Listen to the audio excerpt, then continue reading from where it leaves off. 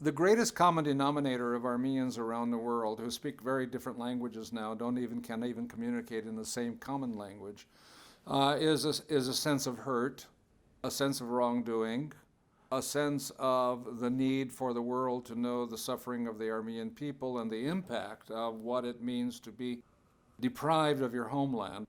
It is the national dispossession that accompanied the Armenian Genocide, and in that way is different from Cambodia, is different from Rwanda, is different from Bosnia, is different from most other places where the victim group continues to live and to regenerate.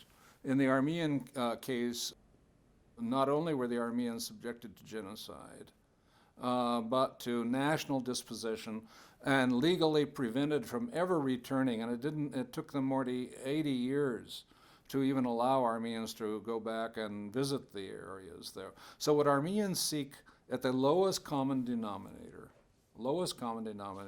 is acknowledgement and recognition, and especially recognition and acknowledgement by the perpetrator state or its successor.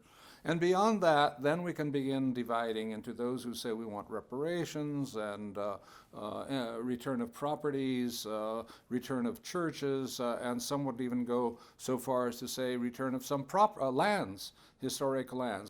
In a sense, denial, therefore, not only perpetuates the effects of the genocide, it also is an obstacle to advancement, because the Armenian people have always found rebirth after calamity. Throughout the Armenian Genocide of 1915 was not the first calamity of the Armenian people. They faced many, but there were always enough there to continue to survive, and had the optimism that life could be recreated.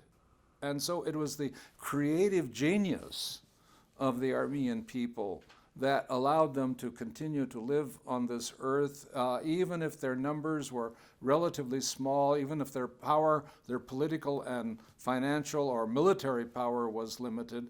It was this drive for recreation. And so it's my hope that acknowledgement of the Armenian Genocide, end of denial, and the proper kinds of restitution, of restitution, will then allow the Armenian resources to be redirected to where the Armenians have shined, and that's in the creative world.